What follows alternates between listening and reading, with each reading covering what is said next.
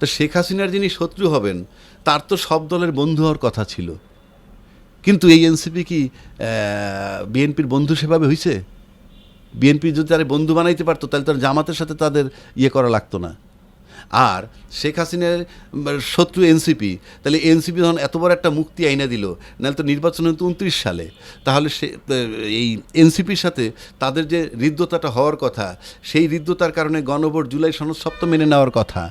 তো আপনি যখন এভাবে মেনে নিতে পারতেছেন না, যাদের আন্দোলনে, যাদের কর্মকাণ্ডে আপনারা 29 সালের নির্বাচন 26 সালে পেয়ে গেলেন, তাদের কি আপনি অ্যাকসেপ্ট করতে পারতেছেন না? তাহলে আপনি পাকিস্তানের সাথে যখন চুক্তি করলেন, গোয়েন্দা তথ্য আদান প্রদান করবেন, সেটা প্রতিবেশী দেশ খুব সুন্দরভাবে মেনে নিবে, এটাই বা ভাবছি কেন? আওয়ামী লীগের কি আর ফিরে আসার সম্ভাবনা দেখছেন অদূর ভবিষ্যতে? না, ফিরে আসা, এই যে আমি বললাম, পরবর্তী মুহূর্ত আপনার জীবনের জন্য কি আসতেছে আপনি তা জানেন না। আপনি যত বড় সায়েন্টিস্ট, কবি, জ্ঞানী, যা কিছু হন না কেন, আপনি এই যে বসে আছেন, আপনার চেয়ারের পিছনে কী আছে তাই তো আপনি জানেন না। আপনি জানেন একটা লোক 60 বছর 70 বছর বাঁচে বাতাসের মধ্যে থেকে, সে বাতাসের রং দেখে না। প্রশ্ন করলে বলবে বাতাসের রং নাই। এমন হতে পারে যে আপনি দেখেন না বিধায় বলতেছেন, আমি কেমনে বুঝবো রং নাই? সে কারণে বললাম ভবিষ্যৎ কেউ বলতে পারে না। তারপরে আমি মনে করি রাজনীতি এমন একটা জিনিস, আওয়ামী লীগ একটা অনেক বড় দল, এবং এই দেশের স্বাধীনতার যুদ্ধের অগ্রপথিক বা নায়ক যিনি ছিলেন, তিনি ছিলেন বঙ্গবন্ধু শেখ মুজিবুর রহমান। তার আদলে গড়া বঙ্গবন্ধুর আওয়ামী লীগ। এখন আমরা যেহেতু ধর্মীয় দল বলি অনেকটা, যেমন জামাত ইসলামকে আমরা ধর্মীয় দল বলি, আপনি লক্ষ্য করে দেখবেন যে যারা আওয়ামী লীগ করে তারাও কিন্তু ধর্মীয় রাজনীতি করে। মানে কীরকম জানেন? বঙ্গবন্ধু তাদের কাছে একমাত্র আইডল, আদর্শ। এটা আমি দোষ দিচ্ছি না। এই যে একটা লিডারশিপকে এইভাবে লালন করা, মেনে নেওয়া, এবং এ ব্যাপারে কিন্তু সবাই অন্ধ।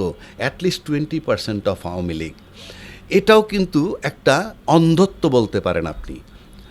মানে আমরা যেমন ধর্মীয় বলে কোরআন হাদিসের আলোকে বলছি, আল্লাহর আইন চাই, তারাও কিন্তু একই কথা বলে। একইভাবে যদি আমরা বিএনপির দিকে তাকাই, তারাও কিন্তু তাদের আইডিওলজি তারা কিন্তু বিক্রি করে আসছে জিয়াউর রহমান সাহেবকেই এখন পর্যন্ত।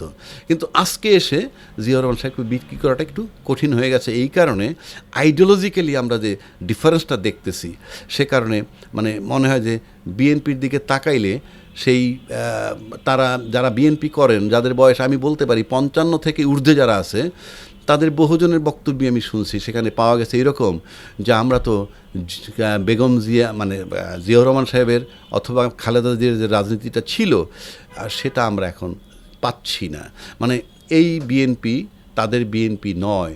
ইভেন প্রফেসর দিলারা চৌধুরী উনি অনেক জায়গায় বলেছেন এই বিএনপিকে আমি চিনি না।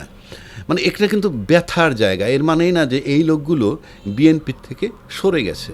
তো একটু আগে যে প্রশ্ন করলেন, সরে গেছে, আপনি এখানে ফেরত আনবেন কিভাবে? প্রতিদিন যে তাদের অ্যাক্টিভিটি আমরা দেখতেছি, তারা সরে গেছে মানে আরেকটা দলে যোগ দিয়েছে তা না, স্থির হয়ে বসে আছে। কি ছিলাম, কি আছি, কি হব।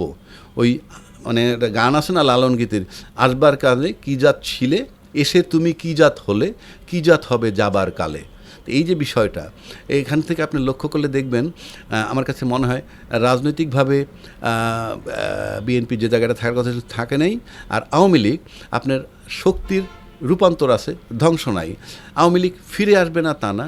ওই যে বললাম একটু আগে, যখনই 3টা দেশের সাথে এক্সটার্নাল যখন ইস্যুটা চলে আসবে, ওখানে যখন টানাপোড়েন শুরু হয়ে যাবে তখনই, কারণ এখানে কোনো প্রেম নাই, যার সবাই কর্পোরেট, যার যার স্বার্থ নিয়ে আছে, ইন্ডিয়ার স্বার্থ, চায়নার স্বার্থ, আমেরিকার স্বার্থ, এটা যখন টানাপোড়েন শুরু হয়ে যাবে তখনই যখন এই ইস্যুটা আসবে তখনই তারা আবার সারফেসে চলে আসবে, দেখবেন।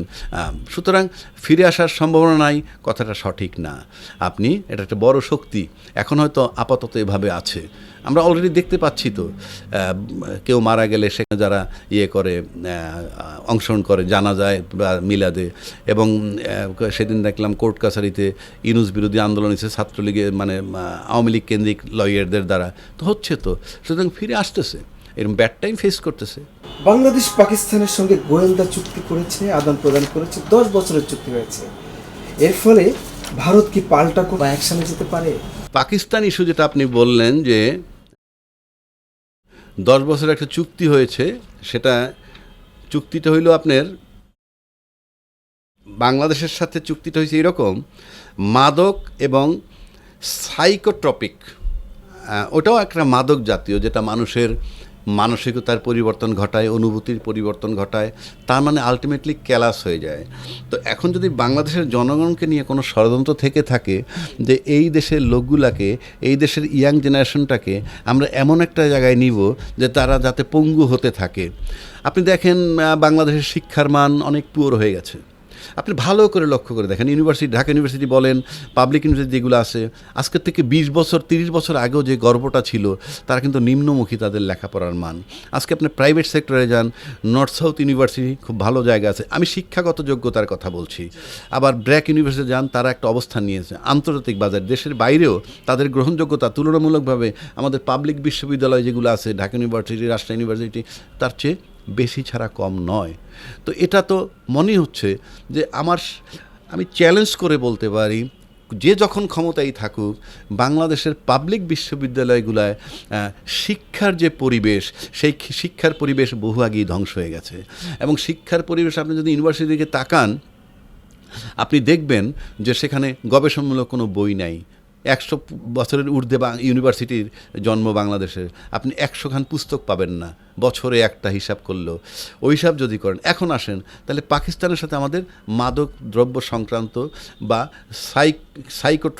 সাইকোট্রপিক যেটা বললাম, তারপরে মানি লন্ডারিং, এই সমস্ত বিভিন্ন ইস্যুতে আপনার চুক্তি, এবং সেটা 10 বছর মেয়াদি থাকবে। এখন নাও দ্য কোশ্চেন ইজ, আপনি যদি শুধু মাদকে আসেন, মাদক বাংলাদেশে প্রবেশ করার পথটা 3টা: সড়ক, নৌ ও আকাশপথ।